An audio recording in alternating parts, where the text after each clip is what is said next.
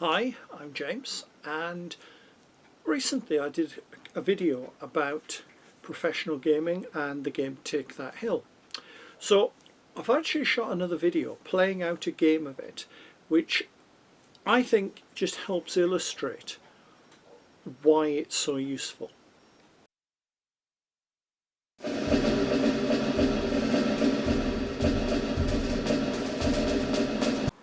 So here we are, set up and ready to go.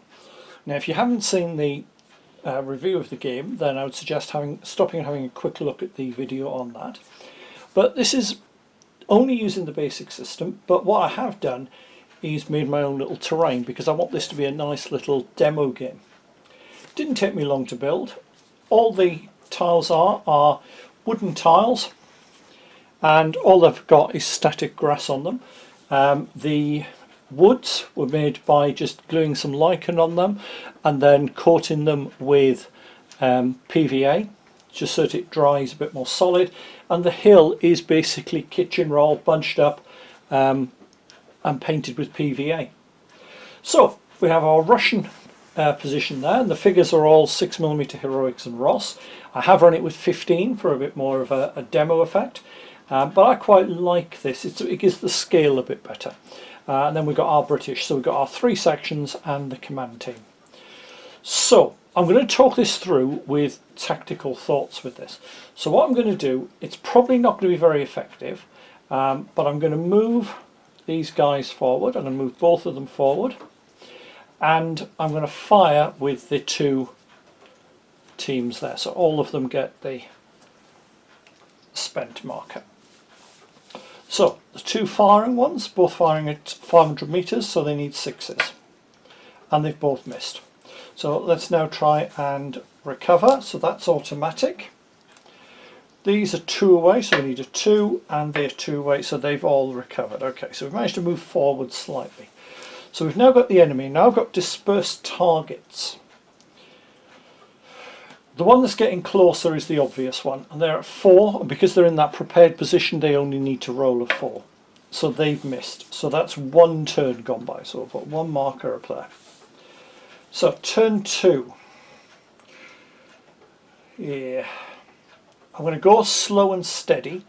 I'm going to move this section forward, and I'm going to fire with both of the other 2. Now the rulebook doesn't say it, but I'm going to say that you have to actually declare who's firing before you actually do any rolling. So they're firing. I need a 5 or a 6, no, and they need a 6, no, so they've both missed. So recovery, that one's automatic, that needs 2, so we roll that, and they need 3, so yeah, they've all recovered. Okay, so enemy now, I can fire at that one at 400 meters, miss, and because we've got a unit next to it we can fire at them as well. They have been hit, so they're now suppressed. Means I get the marker there, and it's the end of the turn. So it's a bit more complex now. You can't afford to hang around in this, but you also can't afford to not pin the enemy. So I think I'm going to move them forward. I'm now making a bunched up target now, and I'm going to fire with these. So they're at 400 meters, which if they'd been firing from, because of the prepared position, they would have hit, but unfortunately they've missed. So recovery, that's automatic, that needs a 2, and that needs a 2, so they haven't. That's not good. So from the enemy's perspective now, there's one obvious target, which is that one, and they've hit it, so they're suppressed. But we can also try and suppress these as well. 4. So they aren't suppressed. So that's another one there, and an end of turn. This is getting way too slow here. So let's move these guys forward. And is it worth moving the platoon commander across? No, he's in a good central position there. So recovery, so that's automatic. That's a 2 or more, that's a 2 or more, so everybody's recovered, but I'm going to get shot to pieces. So 1, 2, 3, 4, and 1, 2, 3, 4, so we'll shoot at this one, hit, and that one, hit. This is not going to go well. So that's 2 more markers there, plus 1 for the end of turn. So this is looking a very unlikely to win. So I think we've got to start pinning them down. So 1, 2, 3, 4, 5. Yeah, so the good news is we have actually pinned them down this time. I should put that on there. So the enemy are pinned down.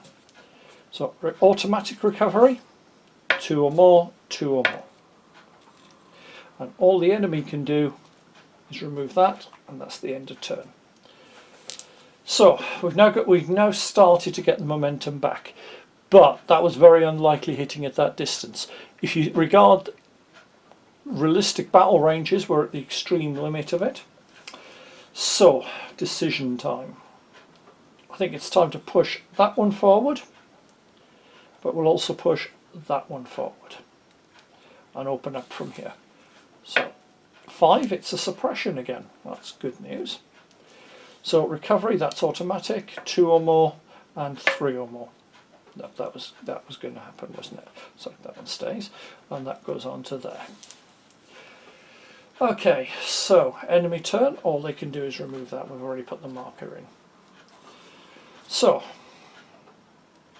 next turn, move these guys forward.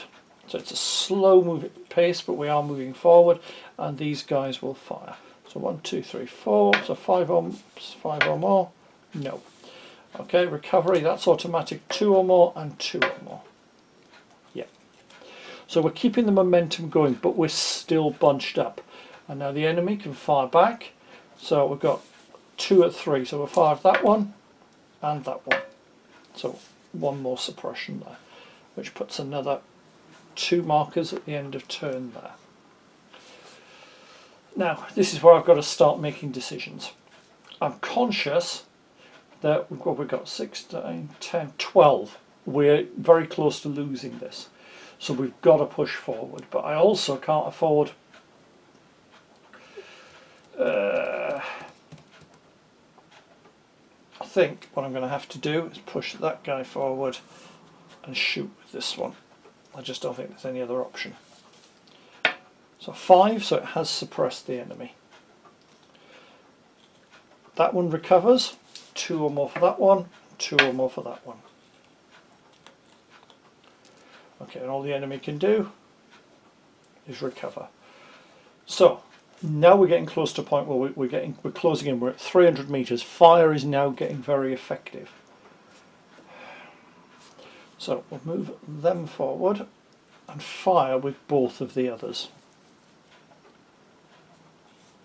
So 4 or more needed. No, and 4 or more needed. Yes, so we have pinned the enemy down again. So recovery, that's automatic. 2 or more, 2 or more. Okay. And the enemy just recovers. Okay, so now it's getting harder. I'd have liked to have pushed forward, keeping the 2 covering. It's too much of a gamble. This time what we'll do is we'll push them forward and fire from here. And that's enough to suppress again. So, recovery, there's automatic. 2 or more and 2 or more. No, okay, this is not what you need. So, end of the turn, they've just recovered. So we're on 3, 6, 9, 12, 15. We can't win this, but let's just keep playing for completion's sake. What I think I'm going to do is move them forward and fire with the centre. And the centre's hit, so they are pinned down. Automatic recovery. So recover there on a 2 or more, and there on a 2 or more. And the enemy, put that there, and that's game 1. But let's put the final couple of turns in. We're going to win it, but only, well, we're not going to win it, but we're going to succeed, but only at too slow a pace with too many casualties. So what we'll do is these guys will move forward, and both of these will fire. So they've succeeded, and out of curiosity they didn't. So I did need it. So that's automatic. That one recovers. That one recovers.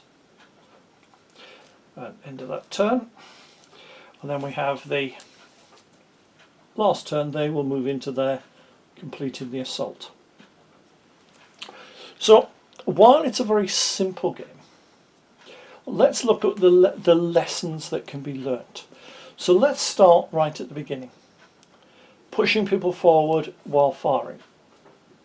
Yeah, you've got to make your decision to move before you fire, which is quite realistic. You don't know how effective your firepower is until the enemy either fire at you or don't fire at you. I didn't win the firefight, and that bogged me down. Once we started closing, and I was still failing to pin them down, that was when I started losing all the time. That was when all the markers came in. Once I got to 300 meters, which is really effective range, that fire was quite devastating. So when you look at this, what lessons can we learn? Attacking straight across open ground, probably not a good plan. You are going to take losses. If you stick back at long range trying to win the firefight, it's not effective enough. So you need perhaps supporting fire to move forward. Smoke is a classic. Using a GPMG section to keep putting fire down. There are options like that in real life. And this is the beauty of this. Even in something as simplistic as this, you can start getting the idea.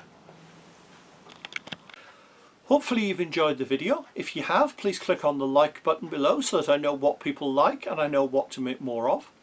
Alternatively, if you've enjoyed it and think you'd like to see more, please click on the subscribe button. That way you get notified by YouTube whenever I bring out a new video. And you never know, there might be something in there that you hadn't considered, because I do cover a variety of things on the channel. And finally, if you have a little bit of cash going, I now have a Patreon account. I'm always looking for patrons, because at the end of the day, let's be perfectly honest, it's a good way for me to get a little bit of money that will use to buy review items or to travel to museums and so on.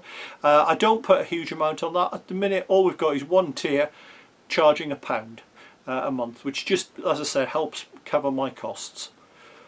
See you soon.